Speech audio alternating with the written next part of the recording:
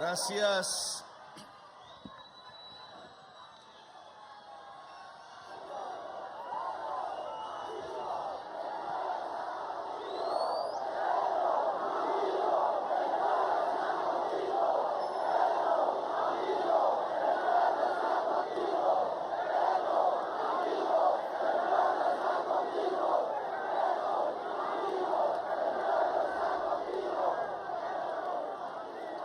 Le agradezco al pueblo trabajador su asistencia a este lugar que queremos consolidar como un punto de comunicación sincera entre el gobierno y el pueblo colombiano.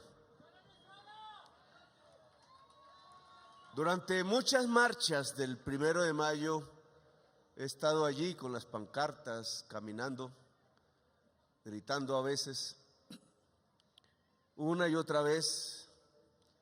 A veces me parecía que era un rito, un acto por cumplir, pero que había perdido en cierta forma la esencia misma de lo que significa el pueblo trabajador, sus luchas y lo que significa el que el pueblo trabajador esté al lado de las grandes transformaciones de Colombia. Este acto lo saqué de un ejemplo que nos dio el expresidente Alfonso López Pumarejo, al cual le decían compañero presidente, que siendo miembro de una de las élites más ricas del país, decidió una transformación social de las más profundas que se han intentado en Colombia, a nombre de su gobierno y del Partido Liberal de aquel entonces, que era un partido profundamente progresista y que quería desarrollar unas tareas democráticas que la República desde su fundación no había podido, no había querido desarrollar. La reforma agraria, una de ellas, la aparición del sindicalismo como una fuerza organizada de los trabajadores, otra de ellas, la posibilidad de un pacto democrático que modernizara el país allá en el año 36. Alfonso López Pumarejo salía a estos balcones, no exactamente aquí, a hablar con el pueblo en los 1 de mayo, y a trazar esa alianza entre un gobierno y la clase obrera como base de un cambio y una transformación de la misma y de toda la sociedad colombiana. Ese es un ejemplo que quedó en la historia. Lo hundieron en medio de la violencia. Hasta el mismo Alfonso López Pumarejo le intentaron dar un golpe de Estado en su segundo gobierno, paralizaron sus reformas a partir de la muerte, las masacres empezaron a sucederse, el terror sobre el pueblo campesino fue creciendo hasta que asesinaron a una de las personas que quería desarrollar eso que se llamó la Revolución en Marcha, Jorge Eliezer Gaitán.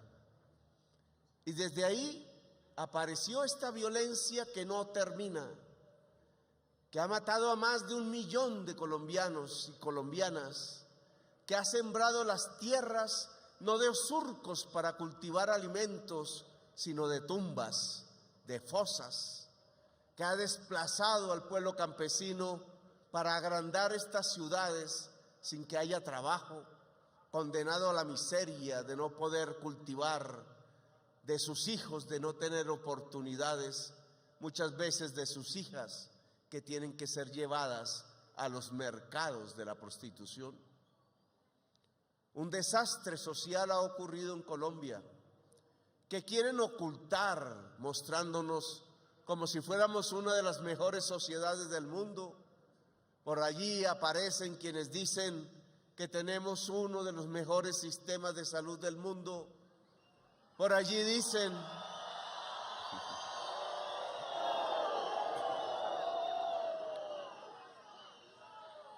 Por allí dicen que si se mejora la jornada laboral, que si se colocan mayores criterios de dignificación del trabajo en Colombia, entonces se volverá tan costoso el trabajo que el empresario no tomará más puestos de trabajo y al contrario botará a las calles los trabajadores que ahora tienen. Mentiras. Un empresario no puede tener ganancias si no hay trabajadores. Así de simple. Por una razón fundamental, las ganancias solo salen del trabajo. Esa es una ley económica en el capitalismo, estudiada desde hace siglos, aunque se intenta ocultar, aparece una y otra vez. No hay forma de conseguir ganancias que no sea a través del trabajo directo de los productores y las productoras de Colombia o de cualquier otro lugar del país. Por tanto, el pedir unos criterios de mayor dignificación del trabajo no son un absurdo. Tiene que ver con construir una sociedad más igualitaria, más justa. Y una sociedad más justa es más pacífica, más democrática, es más productiva y por tanto arroja más ganancias, como nos lo muestran los países más adelantados de la tierra.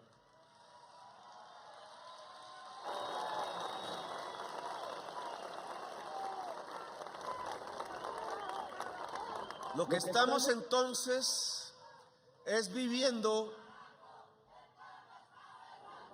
más o menos una misma situación, una situación similar a la que vivía Alfonso López Pumarejo y su revolución en marcha.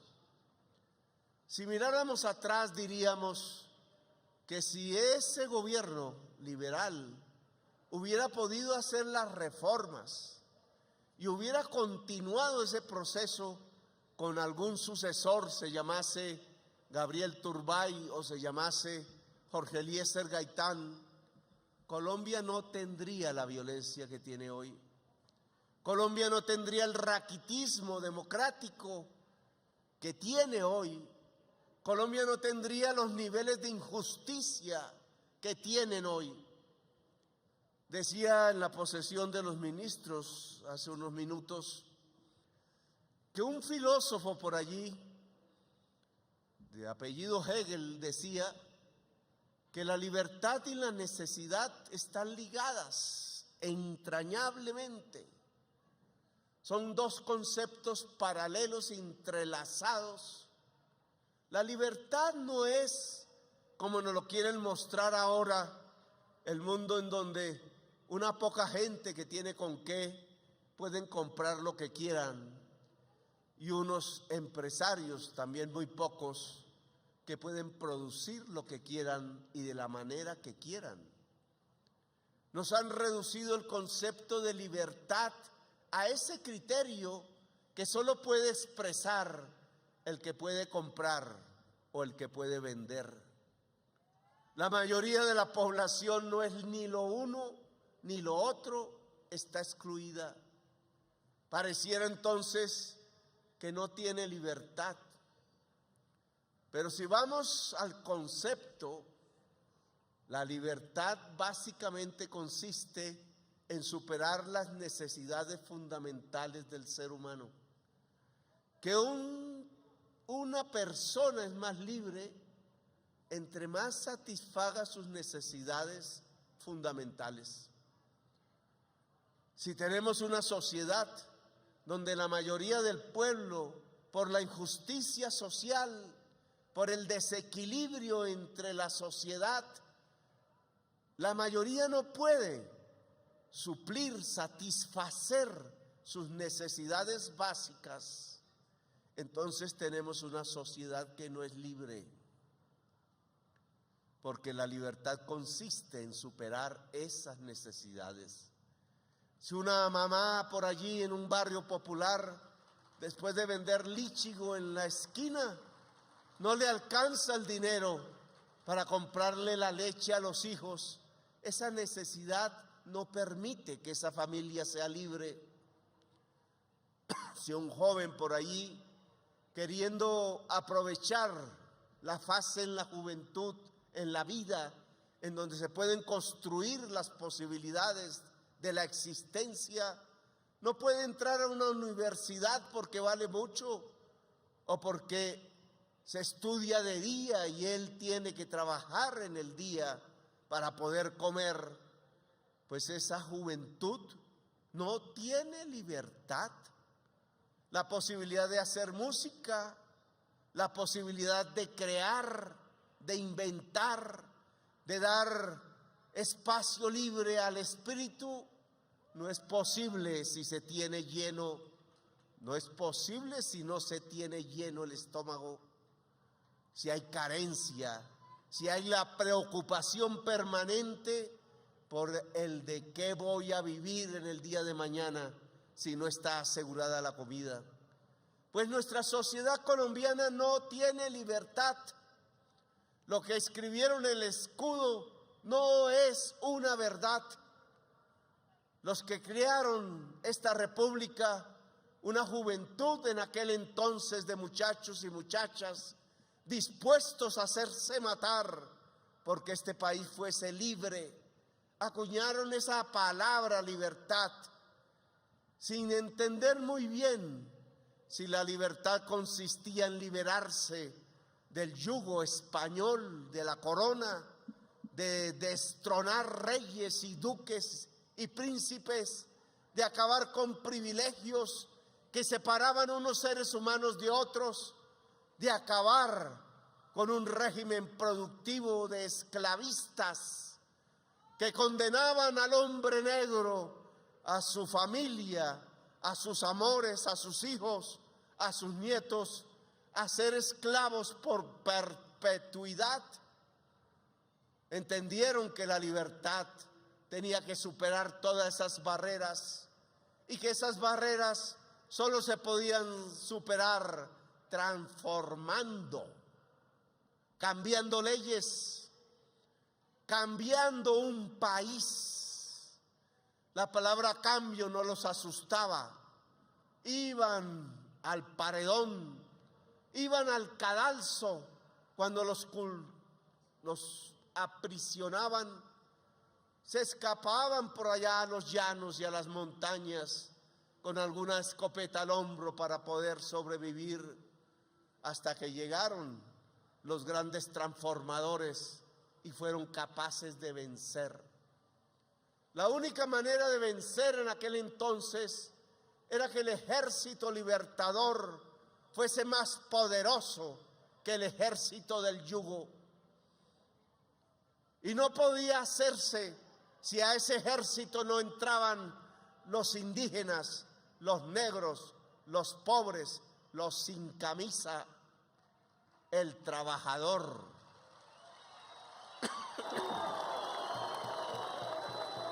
Fue el genio de Bolívar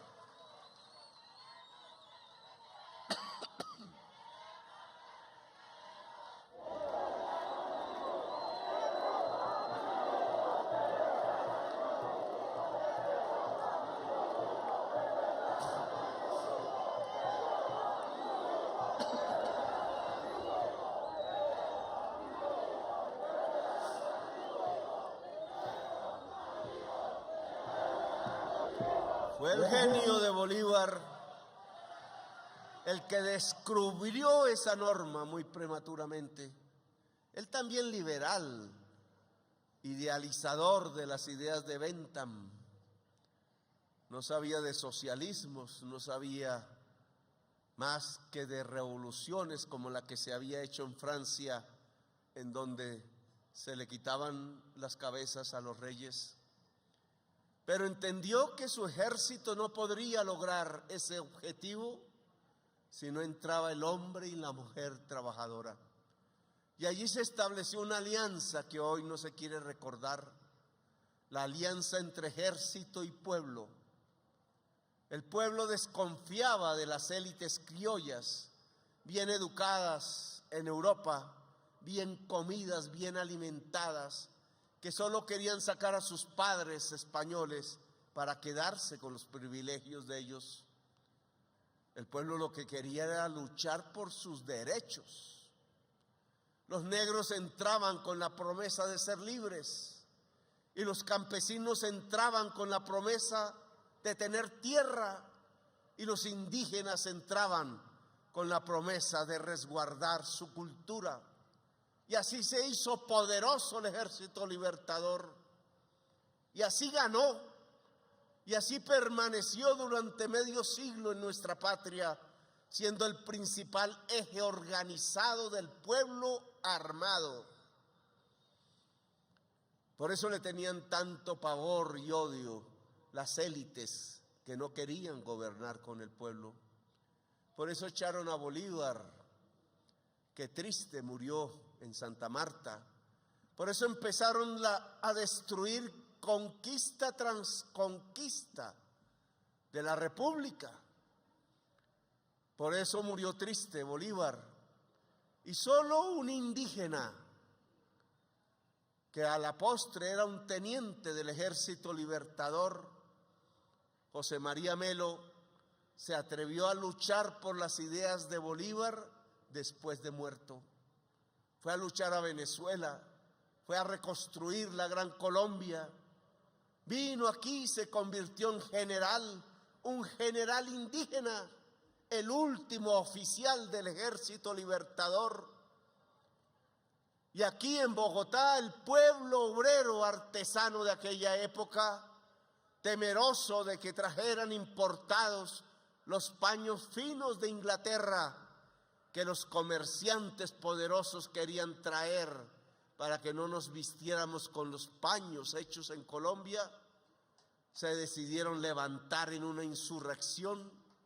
Las sociedades democráticas del pueblo trabajador hicieron barricadas, se tomaron la ciudad y eligieron como presidente a un indígena, al general José María Melo, que resistió aquí 8 meses de batallas, cuando el ejército de los conservadores vino a tomarse la ciudad para defender la esclavitud. Ese pasaje de la historia de Colombia es muy importante porque nos puede enseñar lo que estamos viviendo en este presente. A José María Melo lo derrotaron los ejércitos de los esclavistas del Cauca y de Antioquia.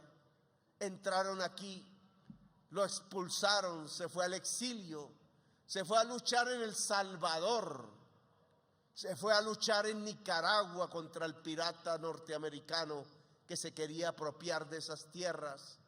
Se fue a pelear a México, a Chiapas. Allí se hizo héroe del pueblo indígena. Allí acompañó a Benito Juárez en las reformas que México adelantaba y allí cayó en una batalla, muerto por decreto del ejército conservador que quería acabar con las reformas.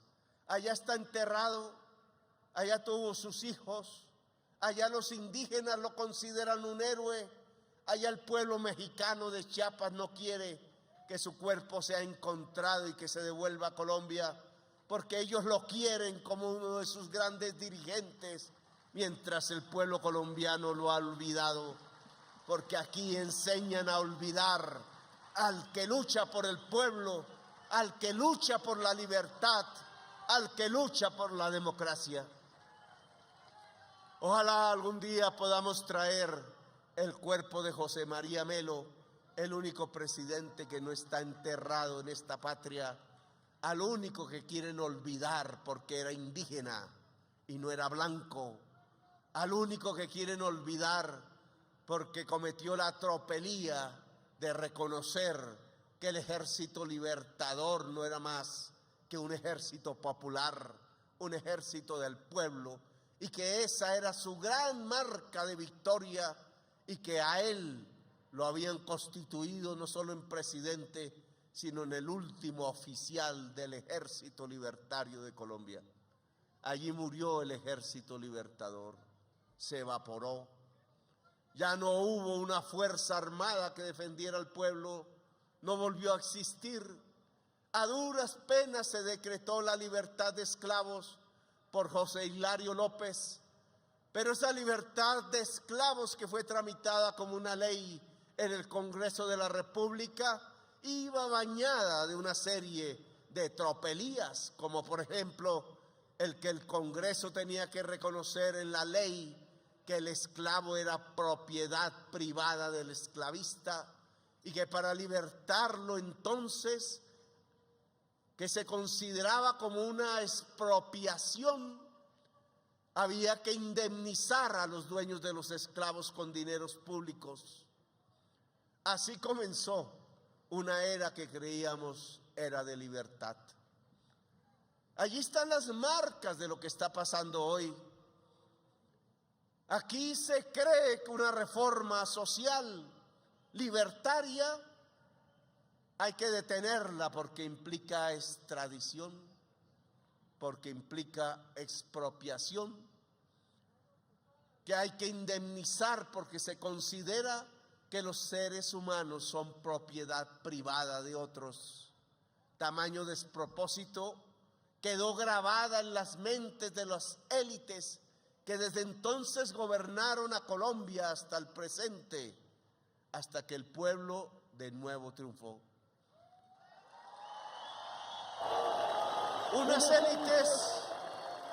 Unas élites que se han acostumbrado a la mentalidad del esclavista, que no ven en el otorgamiento de derechos universales, no ven la libertad. Al contrario, como si la mente se hubiese invertido, se hubiera puesto de cabeza, creen que entre más derechos se le entrega al pueblo, menos libertad hay. Ya no creen sino en una libertad recortada que no es más que la de aquellos que puedan comprar lo que quieran y aquellos que puedan vender lo que se les dé la gana. Y las mayorías fueron quedando aisladas, excluidas. Y pasaron las décadas y vino la violencia, y a las mayorías las acobardaron, las silenciaron a punta de matar la gente, a punta de aterrorizarla, a punta de enterrarla en la fosa común o desplazarla de su tierra. Y el pueblo colombiano se fue quedando en silencio, fue perdiendo las olas de la historia, mientras América Latina empezaba a gritar de nuevo libertad después de las dictaduras, después de la sangre, después del desaparecido. Colombia seguía en silencio, siguiendo el autoritarismo, la dictadura, siguiendo a aquellos que masacraban al pueblo. Hasta que despertamos, pareciera un triunfo impuesto quizás por una moda. Un pueblo que supo estallar en manifestaciones, que supo poner la problemática social en la mesa de la discusión, que supo, a pesar de 80 asesinatos, de pérdidas de ojo, de miles de jóvenes detenidos, supo colocar en el centro de la discusión pública la reforma social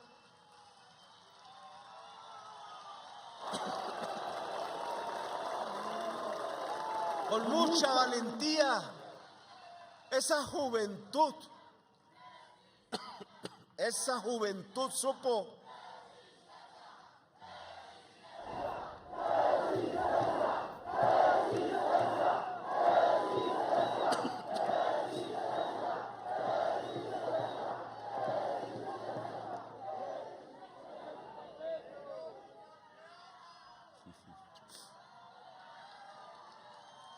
Esa juventud pobre no era la de las universidades, no tenían ni siquiera el privilegio de estudiar, pasaban todos los días deambulando por las calles, tratando de rebuscarse en combos, a veces perdidos, a veces sin ubicar lo que podría ser un destino, una misión.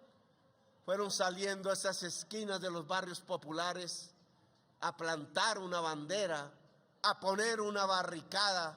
Terroristas le dijeron, aún hay decenas presos, pero lo que estaban poniendo sobre la barricada no era el nombre del terror, que con él sí se les combatía, sino que lo que estaban poniendo encima de la barricada era la bandera de la dignidad.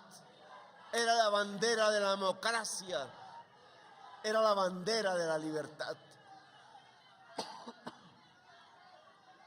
Gracias a esa lucha, yo estoy aquí.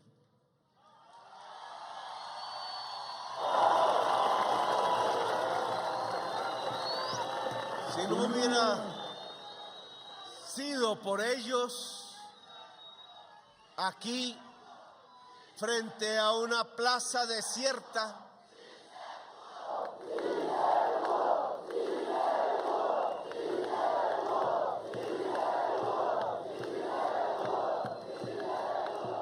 estaría uno más de los mismos. Quizás hubiera tenido que estallar de nuevo el pueblo, quizás las luchas hoy serían mucho más intensas y terribles. Pero ese estallido social de la juventud popular de Colombia puso en el centro del país la necesidad del cambio, la necesidad de la transformación, la necesidad de la justicia social. Nosotros hemos tratado de cumplir esa directriz del pueblo que se expresó en las urnas, que supo entender que era el momento de dejar la barricada para ir por millones a las urnas, porque allí era donde verdaderamente se podía cambiar la historia de Colombia.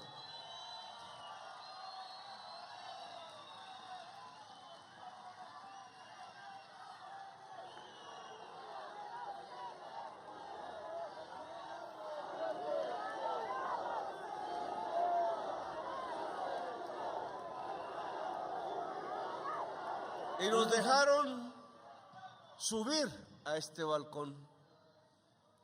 Quizás pensaron, Petro en la presidencia tiene tantos obstáculos internos dentro del gobierno, externos frente al Congreso, las Cortes, los principios de la independencia de las ramas pueden acorralar a Petro en su intención de hacer reformas.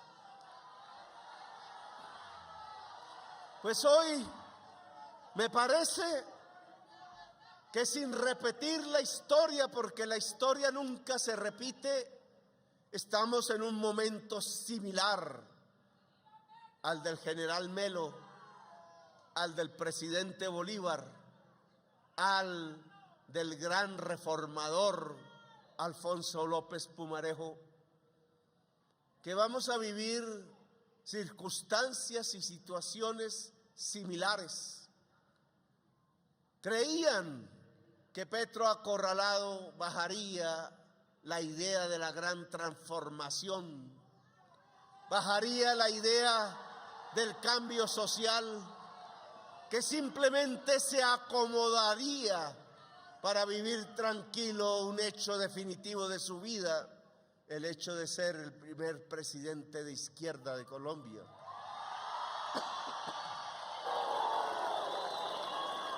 Y que no molestaría más, que se iría tranquilo a vivir de su pensión como si nada hubiera pasado, repitiendo de nuevo un gobierno más de los mismos. Y me parece que ese no es nuestro destino, que para eso no estamos aquí. que nuestra función en la historia de Colombia es otra. Es el de lograr triunfar en las reformas.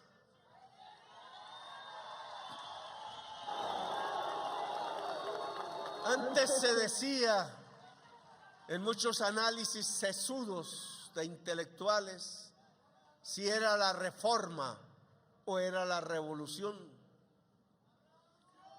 A mí me parece que van de la mano. Las reformas pueden llevar a una revolución. El intento de coartar las reformas pueden llevar a una revolución.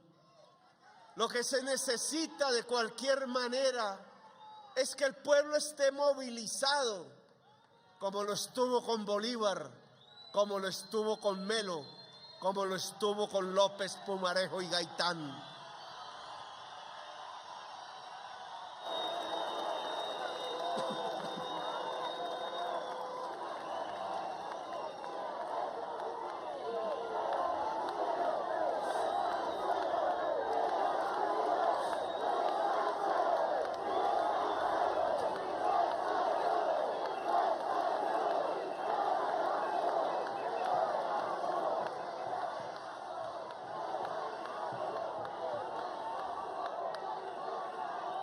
El pueblo no puede dormirse. No basta con ganar en las urnas. El cambio social implica una lucha permanente. Y la lucha permanente se da con un pueblo movilizado. Y al frente de ese pueblo movilizado tiene que estar la juventud, el pueblo trabajador, la clase obrera, porque no nos debe llamar a la tristeza, a ocultar el que la mayoría de Colombia pertenece a una clase obrera.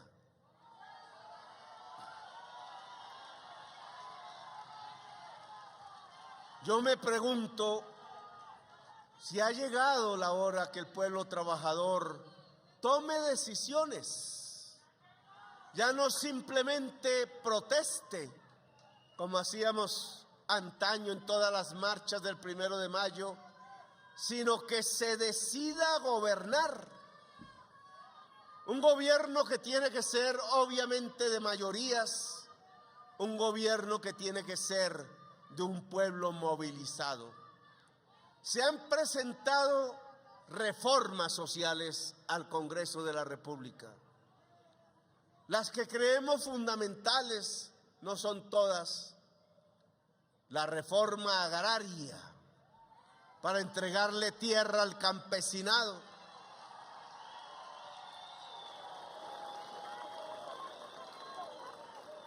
No hemos podido comprar sino 17,000 hectáreas de terreno.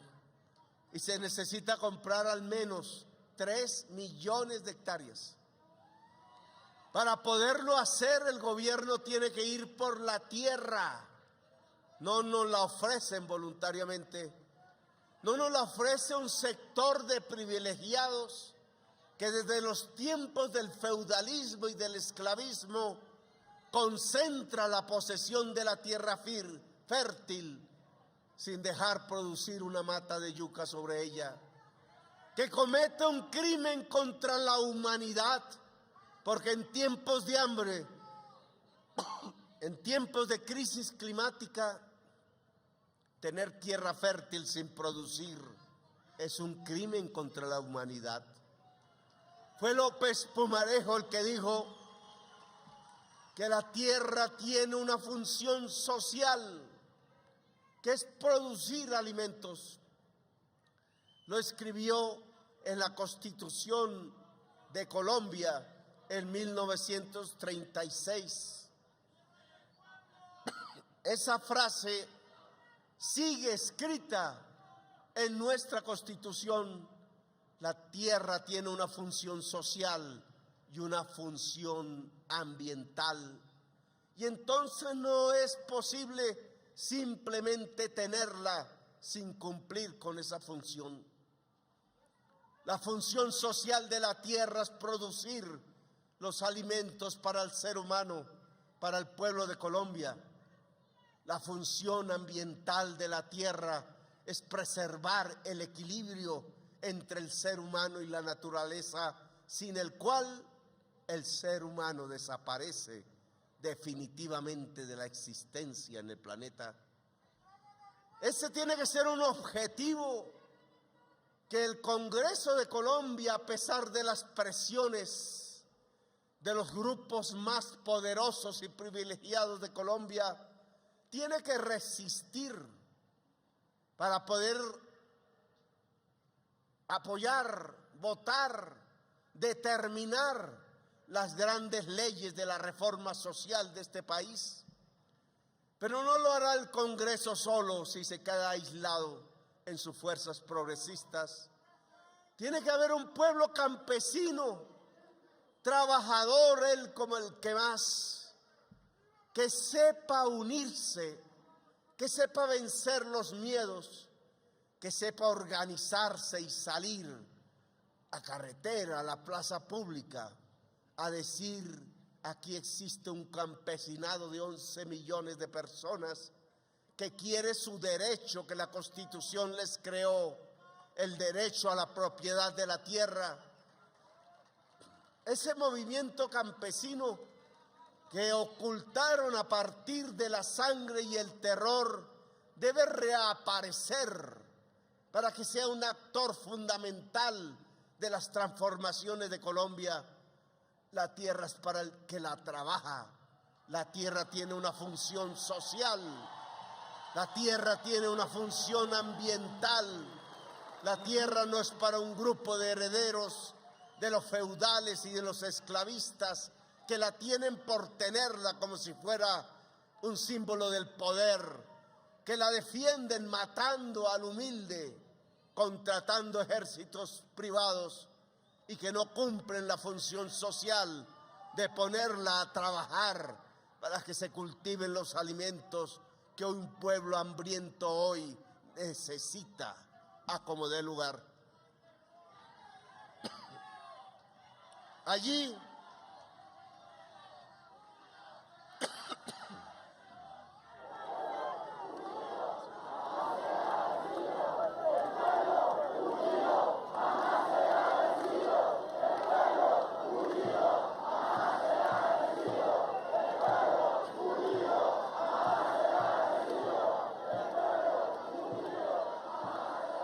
se presentó la reforma a la salud, que tiene un principio que la recorre toda.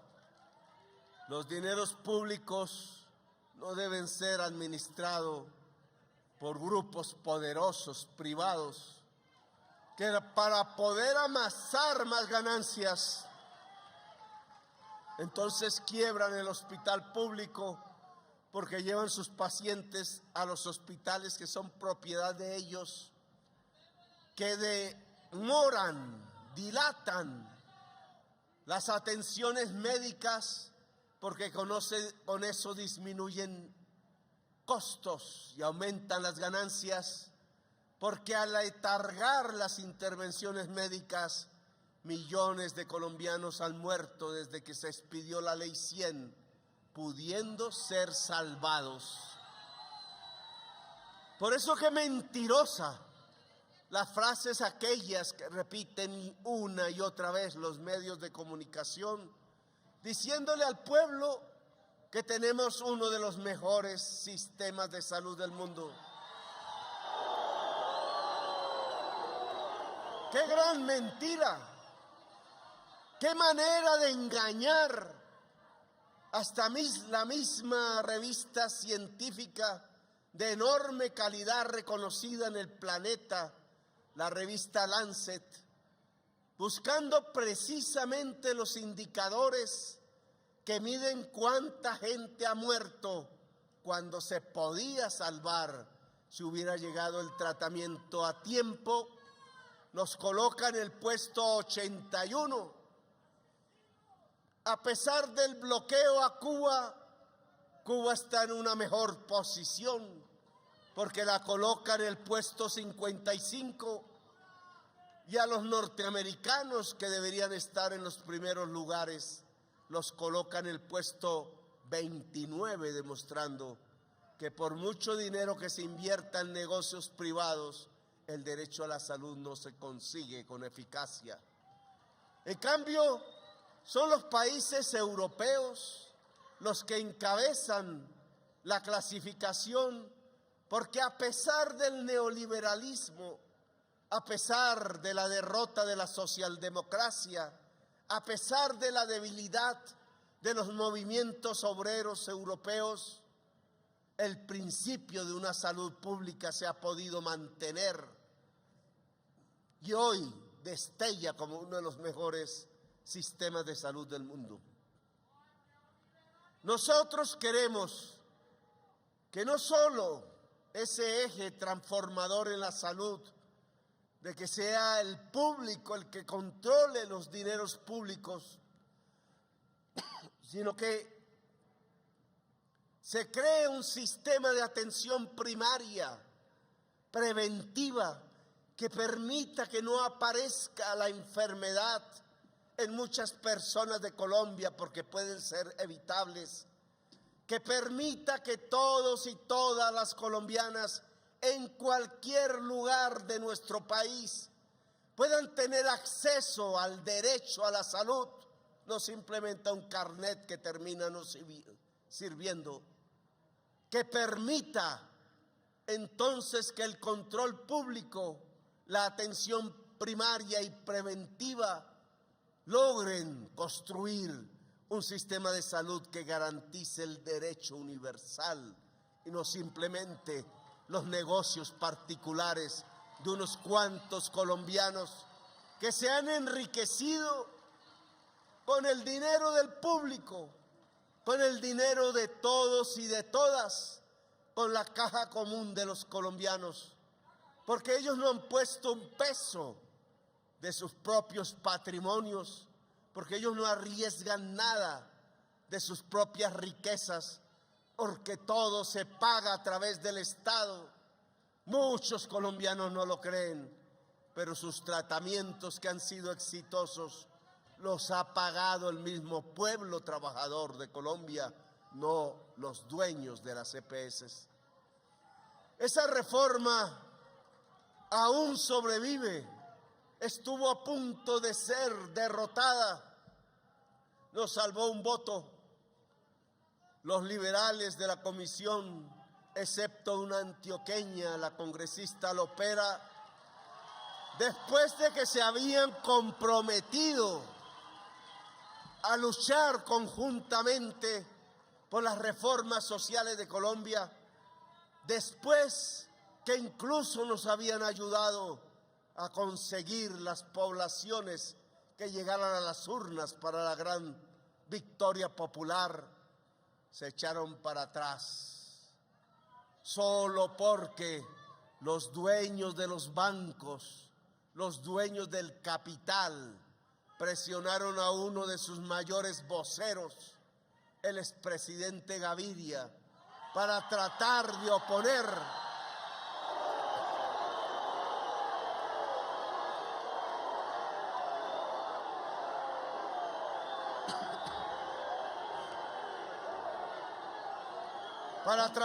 oponer al Partido Liberal, que se había afirmado a sí mismo como el Partido del Pueblo allá en la convención del Teatro Colón, dirigida por Jorge Eliezer Gaitán, que había salido a luchar incluso a riesgo de sus vidas para que no se detuviera a sangre y fuego la revolución en marcha, que acompañó a Gaitán hasta el final, que acompañó a López Pumarejo y le pidió valentía. Ese pueblo liberal fue traicionado de nuevo ahora, cuando decidieron que iban a votar en contra de la reforma social, de la posibilidad del cambio, de la posibilidad que los destinos rectores de la sociedad colombiana no sean aquellos que imponen las élites herederas del esclavismo, sino que empiecen a ser impuestas por los y las herederas de los esclavos. Nuestro cambio consiste quizás en eso que parece simple, en que quienes gobiernan no sean los herederos de los esclavistas que mantienen sus ideas, sino que quienes gobiernen sean las y los herederos de los esclavos y sean los que gobiernen para que el principio de la libertad, para que el principio de la emancipación puedan ser posibles en el siglo XXI en la sociedad colombiana. Ahora hay que acompañar también a quienes desde el Congreso de Colombia, de diversos partidos, tienen la valentía y no retroceden en votar a favor de la reforma social.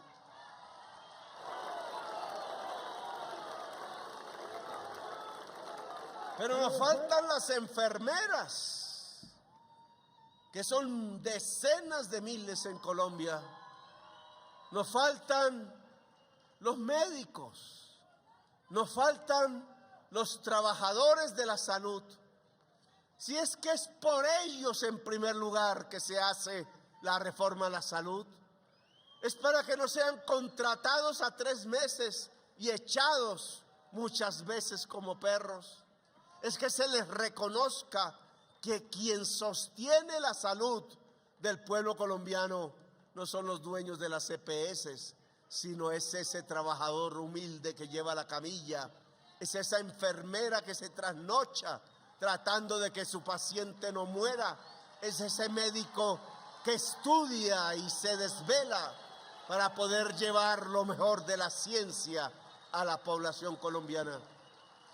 Para ellos es la reforma a la salud, lo mismo que para el pueblo del Chocó, del Cauca o de Arauca o de La Guajira, el pueblo de los barrios populares de estas grandes ciudades, a la gente a la cual se le niega el servicio porque no tiene plata.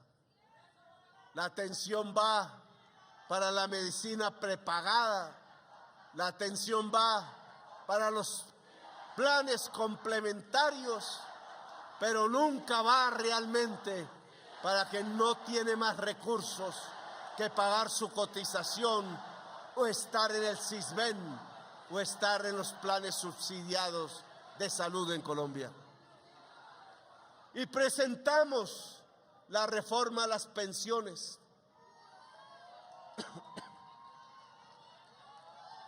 Cuando aprobaron la ley 100, que versa sobre la pensión, yo recién entraba al Congreso de la República como parlamentario del M19.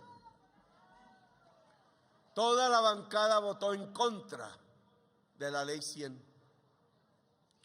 Intuíamos que el dominio del mercado no garantizaba el derecho universal, que así no había sido en ninguna parte del planeta, que solo la fuerza social y el Estado podrían intentar la garantía del derecho. Derecho a la pensión, derecho al que al cumplir los requisitos una persona, un hombre, una mujer puedan acceder a una pensión de por vida, puedan vivir sus últimos años en el descanso, en la reparación del espíritu, puedan vivir con alguna tranquilidad en una familia que va progresando en su calidad de vida. Y resulta que no, 30 y pico años después de aprobada la ley 100, con la promesa que nos hicieron el señor senador Álvaro Uribe Vélez en ese momento,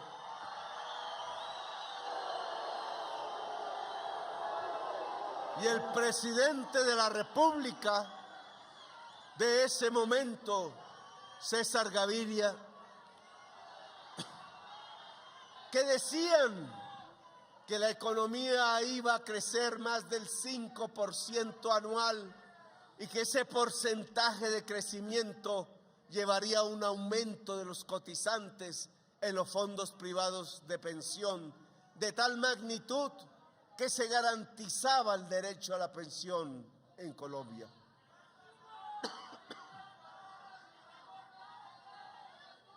Pasaron 30 años y nunca ocurrió. Muy pocas veces el país creció más del 5% y nunca hubo un derecho a la pensión. Al contrario, el 80% de las personas que cotizan en los fondos privados de pensiones jamás tendrán una pensión, porque no tienen las semanas suficientes, porque los despiden una y otra vez, porque solo los contratan a través de la prestación de servicios en contratos civiles sin derechos laborales, y porque su nivel de salario es tan pequeño que no logran ahorrar lo suficiente para garantizar en sus cuentas los números para que sea posible el pago de la pensión por parte del banquero.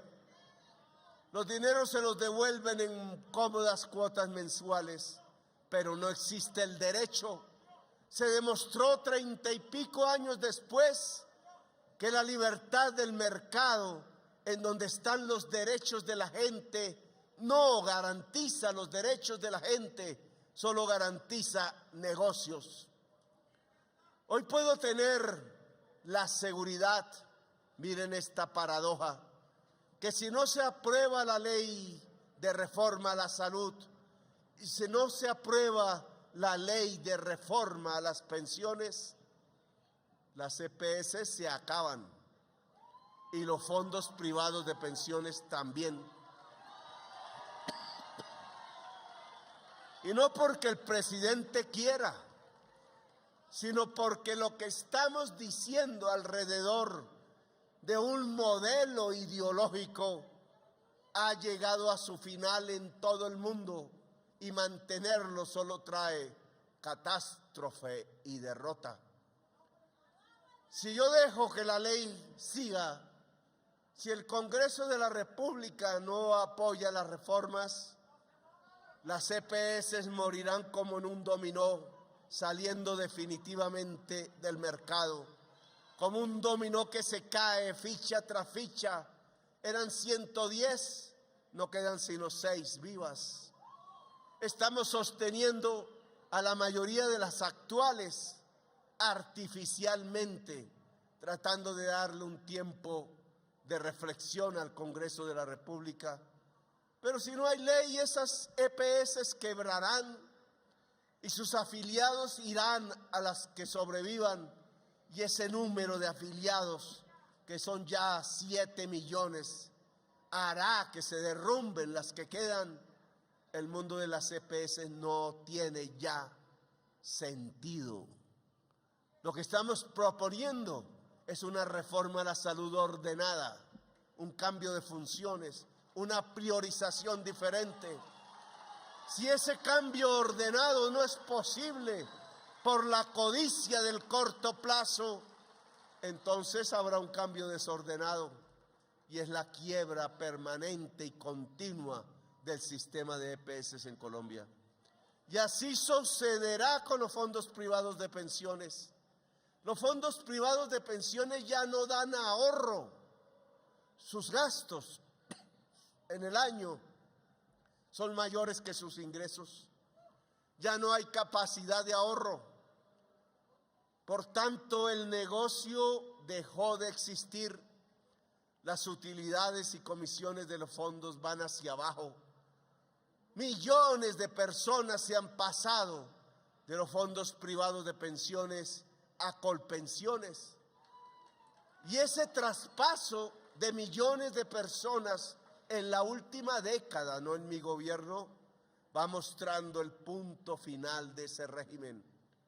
El mercado tampoco pudo garantizar el derecho a la pensión en Colombia. no es sino que no se apruebe el proyecto de ley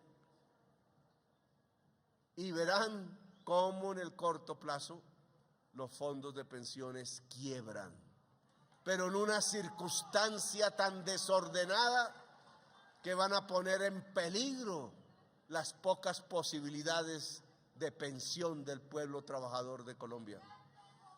Lo que hemos propuesto garantiza la pensión. Queremos que el pueblo trabajador, a veces tan joven que cree que nunca va a llegar el momento de hablar de la pensión, a veces por eso cree que es un asunto de los viejos y es un asunto de la juventud.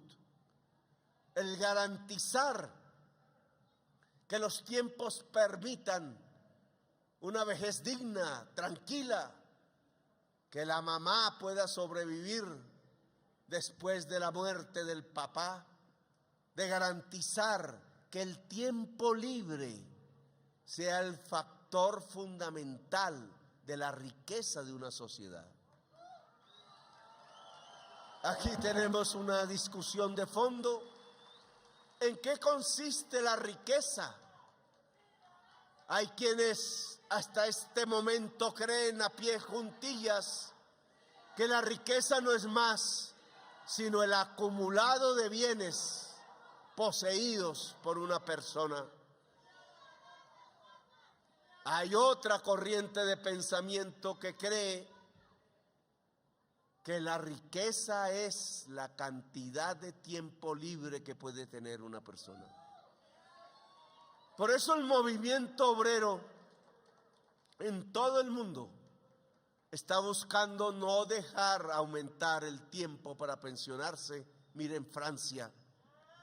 Está buscando cómo se acortan la jornada de trabajo. Miren Europa. Ahora Chile acaba de decretar por ley, con la derecha siendo mayoría, una rebaja de la jornada laboral, que significa que hay más tiempo libre. Y ese tiempo libre significa riqueza de una sociedad. El tiempo libre es el nuevo medidor de la riqueza, no las tantas cosas que podemos guardar en una alacena. La riqueza es eso, el tiempo para crear, el tiempo para sentir, el tiempo para ser libre, el tiempo para ser humano y no robot de una fábrica. El tiempo libre es la mayor riqueza que puede tener una sociedad. Y cuando hablamos de pensiones, hablamos de ello. Claro, si el pueblo trabajador no sale a defender su reforma pensional, si algunos líderes sindicales aún creen, como en tiempos del neoliberalismo que creó esa mentalidad, que el sindicato no es para defender los derechos del pueblo trabajador, no solo de su fábrica, sino los generales de la sociedad colombiana, sino que la función de un sindicato, por ejemplo, es para hacer negocios, es para el contrato sindical por medio del cual emplean a sus allegados en una empresa cualquiera o en el Estado y se ganan una comisión por ello.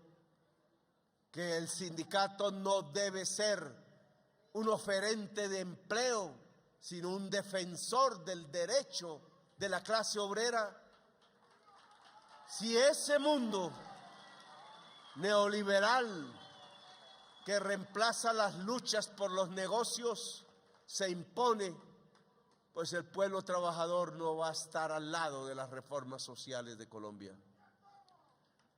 Allí presentamos la reforma laboral. Aquí Gloria Ramírez nos acompaña defendiendo esos proyectos. Esos proyectos no han avanzado en el Congreso de la República. Están allá quietos, detenidos, esperando que la Comisión Séptima saque con buen viento y buena mar la reforma a la salud. Pero a mí me parece que esta reforma laboral es de las fundamentales para los momentos del cambio de Colombia. Lo que se está proponiendo allí es ni más ni menos reducir la jornada de trabajo,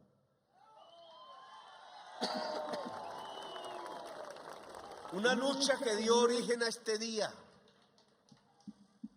una lucha de obreros norteamericanos, las mayorías inmigrantes en esa época de Irlanda, de Italia, obreros que se levantaron allá en los Estados Unidos y que fueron asesinados porque no querían ver que el pueblo trabajador levantara la bandera de la dignidad. Eso que fundó este día era una lucha por la jornada laboral de 8 horas. Había ocurrido luchas anteriores, por ejemplo, la de reducir la jornada a 10 horas en Inglaterra, que levantó la mayor insurrección obrera del país cuna del capitalismo, cuyos efectos aún se recuerdan y se hacen como luchas obreras del presente. Esas luchas iban todas por ganar más tiempo libre. Desde ahí, desde hace más de un siglo, el movimiento obrero no ha dejado de luchar. Unas veces muy fuerte, otras más débil, unas veces en ofensiva, otras en defensiva. Pero esto que se ha planteado en la reforma laboral, que es reducir la jornada laboral, haciendo que la jornada extra pague más salario, por ese camino, por recuperar las bonificaciones de las horas extras, por recuperar la estabilidad laboral, por encarecer que un trabajador sea despedido sin justa causa, por lograr reemplazar los contratos basura, que llaman contratos de prestación de servicios, por contratos laborales, de lograr que el sindicalismo vuelva a coger la fuerza en función del derecho del pueblo trabajador. Esa reforma está presentada en el Congreso, tiene sus ponentes, necesita de la movilización del pueblo trabajador de Colombia. En la historia no ha existido una sola reforma a favor del pueblo trabajador que no sea el fruto de la lucha misma del pueblo trabajador en las calles. En este momento no podemos retroceder, dejar perder el impulso de los millones de colombianos y colombianas que fueron a las urnas a cambiar a Colombia y que hoy, por falta de movilización, quizás por falta de conciencia, dejemos solas las grandes reformas del cambio para que sean tramitadas por quienes siempre se han opuesto a ellas. Sería una pérdida de tiempo histórico terrible, desastroso. Yo espero de este pueblo trabajador lucha. Este gobierno lucha hasta donde el pueblo permita. No iremos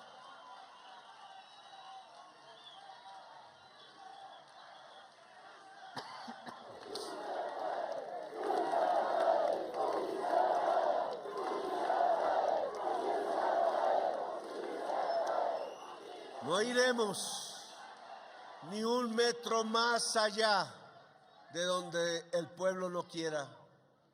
Tampoco iremos un metro menos de donde el pueblo quiera. Llegaremos hasta donde las decisiones populares quieran. Si quieren ir más allá, iremos más allá. Iremos a más profundas transformaciones. pero se necesita de una clase obrera que quiera gobernar. Quizás el tiempo de las quejas, de la denuncia, han pasado. Ahora lo que se necesita es muchísima unidad, muchísima conciencia, esa labor misionera del organizador de trabajadores que sale a la fábrica donde no hay sindicato, que sale a las aglomeraciones del pueblo trabajador, allí cuando sale a almorzar, cuando sale del trabajo y reparte un volante y enseña a través de un megáfono en qué consiste la reforma laboral, que convoca, que invita a organizarse y a salir. Ese tipo de misionero y misionera del pueblo trabajador lo necesitamos de nuevo recorriendo las calles de las grandes ciudades, de los campos. Hoy necesitamos el poder popular, y el poder popular solo lo expresa un pueblo movilizado. Estamos en los mismos tiempos de Alfonso López Pumarejo, del general José María Melo, en los mismos tiempos de Gaitán, y allí siempre estuvo el pueblo. Hoy en estos mismos tiempos de reforma, de revolución en marcha, necesitamos al pueblo colombiano. No nos dejen solos en estos palacios enormes y fríos. No nos dejen solos ante la jauría de los privilegiados. Este es el momento de los cambios y no hay que retroceder. La paz de Colombia demanda de nuestra presencia. La justicia social de Colombia demanda de nuestra presencia. La gran revolución en marcha demanda de una clase trabajadora que se movilice, que luche, que se organice, que se una. Este gobierno quiere una alianza con el pueblo trabajador, una alianza a fondo, una alianza inquebrantable, una alianza entre trabajadores del campo y de la ciudad y un gobierno popular que quiere defender los intereses de lo popular, que no quiere arrodillarse, que no va a venderse, que no está tranquilo hasta que procesos profundos de cambio social aparezcan en nuestra sociedad. Los queremos a ustedes con nosotros. Queremos esa fuerza organizada y misionera que logre atraer a la totalidad de los millones de trabajadores y trabajadoras a la lucha por las reformas sociales. No hemos dejado la bandera de la concertación. Claro que siempre estamos dispuestos a hablar. Claro que en cuestiones justas podemos ceder si estamos equivocados, o podemos encontrar las nuevas fórmulas que quizás nuestra mente y nuestro espíritu aún no encuentran.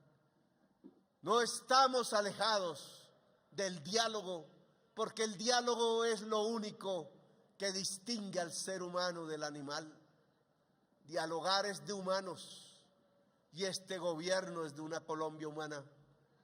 Somos humanos en ejercicio del poder, pero que no se entienda que nuestro deseo de concertar es la debilidad de nuestro cuerpo, es la debilidad de nuestro pensamiento, porque somos fuertes, porque sabemos para dónde vamos, es que nos permitimos dialogar para juntar más fuerzas, para juntar más aliados, pero nunca sin perder lo que significa el camino de la gran transformación de Colombia, nuestra patria. Pueblo trabajador, los invito a estar en la primera línea de la lucha por las transformaciones de Colombia. Los invito a estar en la vanguardia del progresismo de este país. Los invito a estar en la vanguardia de la historia de Colombia. Bienvenidos sean, ni un paso atrás, siempre adelante. Gracias, muy amables, por haberme escuchado.